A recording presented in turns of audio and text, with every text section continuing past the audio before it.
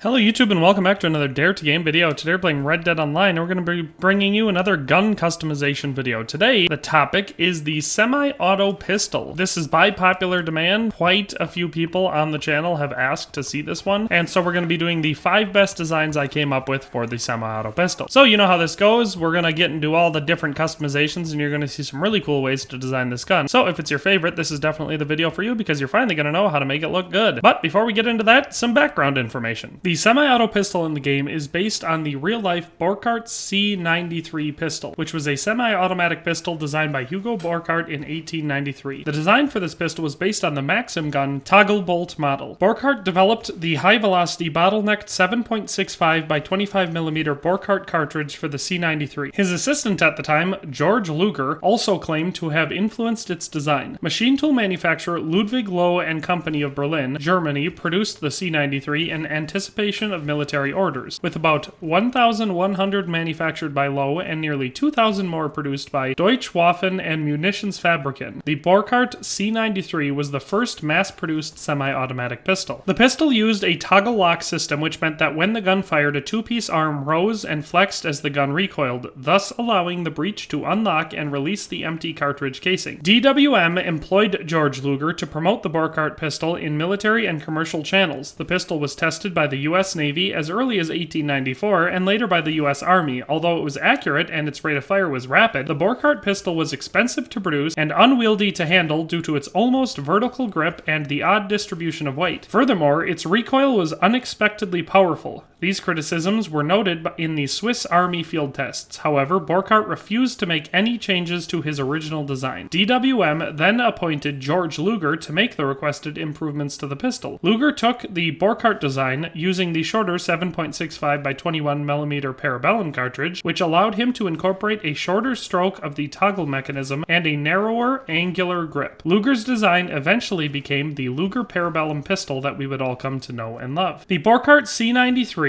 was in service from 1895 to 1945. It was designed by Hugo Borchardt in 1893. It was manufactured by Ludwig, Loewe and Company. It was produced between 1893 and 1902. Approximately 3,100 of these were built, making it a pretty rare gun. So the first design we're going to be talking about is what I like to call the silver dollar. This design is the one that I probably use most frequently with my semi-auto pistol, and I just really like how classic it looks. So for starters, on most of these designs, or all of them, I mean the barrel length doesn't matter, I guess, a ton, but I like to keep the short barrel on it. I know it affects the accuracy a little bit, but I think it looks a lot better as a gun. And when you start with a gun that looks as weird as this one does, I think you gotta take everything you can. So I like to go with the short barrel on it, and this one is a pretty basic design. We have improved rifling, improved sights, the short barrel, the pearl grip, which I carved a scorpion onto because I think the scorpion looks pretty cool with this design, and then we do full engravings. It doesn't really matter which pattern, but this is the one that I thought looked best with this one, and I did the black or blue. Either one, again, is going to be okay, but I did the black inlay material into those engravings. So then when we get it into here,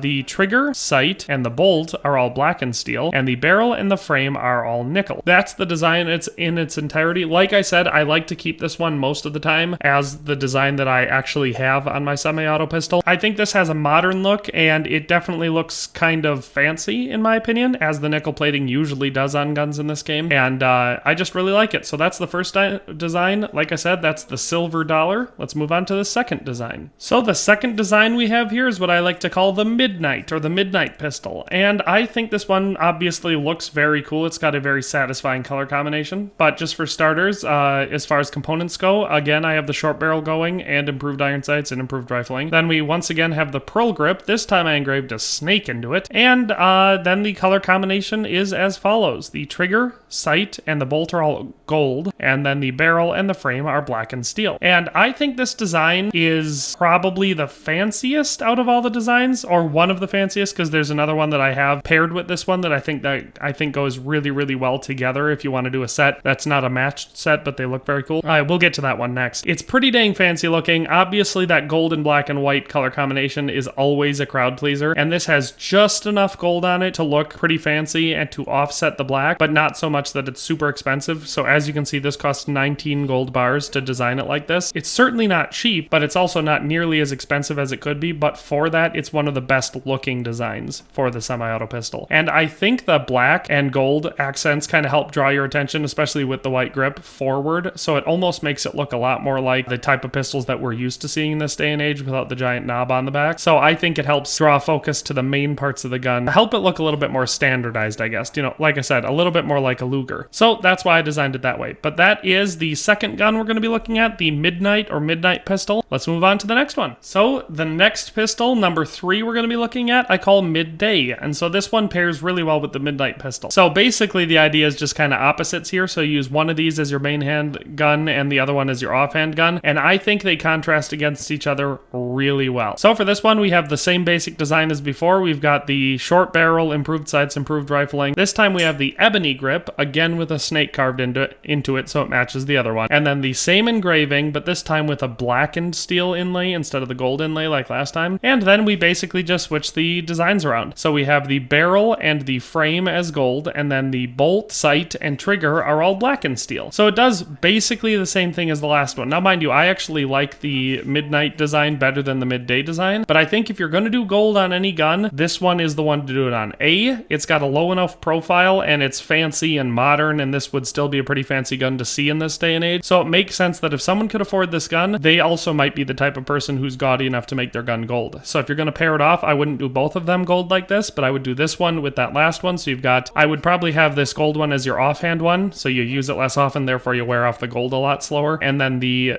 Midnight one as your main hand weapon. I think that would be a really cool combo. I think they're very cool. Like I said, I like the snake engraved into it. I think it kind of goes with the mentality of the person who would be rocking 2 semi-auto pistols in 1898 and have one of them gold plated. I think that all just plays together really well. This one is actually cheaper than the last one. So this one, it says 14 gold on the screen, but that's just because I already have the sight set to black and steel, like for the gun that how I actually have it designed. It should be 16 gold bars. So this is just a generalized tip to all those people who really like that full gold design. You don't actually have to go full gold. You just have to have the main parts gold, okay? If you want people to see that, you don't actually have to spend 30 gold bars to make your gun full gold. But in any case, like I said, that is the third design. It's called the Midday. I think it's pretty dang cool. One of the few guns that I actually think looks good with mostly gold. But let's move on to the next one. All right, and so for the fourth design, we have the gun that I call the Blue Light. And now for this one, again, we're going to have the short barrel, improved sights, improved rifling. This time we're going to have the ironwood grips, and I'm just going to keep the stock varnish that you automatically get with the ironwood grips because it's got like a light yellowish look that I really enjoy, yellowish greenish almost. It's just a really unique wood tone that I enjoy. And I just carved a buck into that because I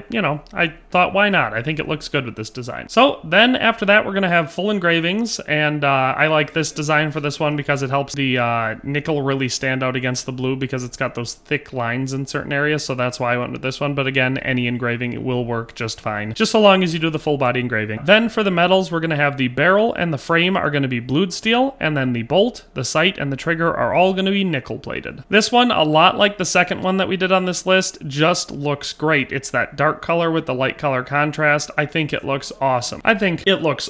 And if I ever decide that I'm going to start using the semi-auto pistols more frequently again, I think I might put this design on both of them because it's unique, it looks fresh, the coat is really clean, and it looks awesome. I really love the way that the nickel pops out on this blued steel, and it looks even better on the semi-auto pistol than on some of the other guns I've done a similar design with. So yeah, that is the fourth design. Like I said, I call that the Blue Light. I think it looks awesome, and I think it's well worth a try. All right, and so here we have the fifth and final design, and I call this one the New Standard. And so basically I call it that because I think this looks kind of like what I would like to imagine a stock military issue for this gun looking like. Obviously the engraving is a little over the top, so if you're doing it for that thing, you probably wouldn't have the engraving, but I did. I put the full Victorian engraving with the brass inlay on this one. Again, short barrel, improved sights, improved rifling. This time the ironwood stocks with the mahogany varnish, and then I did not carve anything into it because I wanted it to look more basic. So like I said, if you wanted it to be that military issue thing that I'm kind of picturing here, then obviously you would just forego the engraving and do the rest of it the way that I have it laid out here. But honestly, again, this is just an award-winning color combination with me. I really love it, and I think a lot of people pass on it because it's so subtle, but I think it looks really nice, and this is definitely one of the more low-profile designs for this weapon in particular that I think looks amazing and actually has a lot of nuance to it. So the barrel, I obviously made the browned steel, like I said. That's the color that I wanted to be the main focus for this design.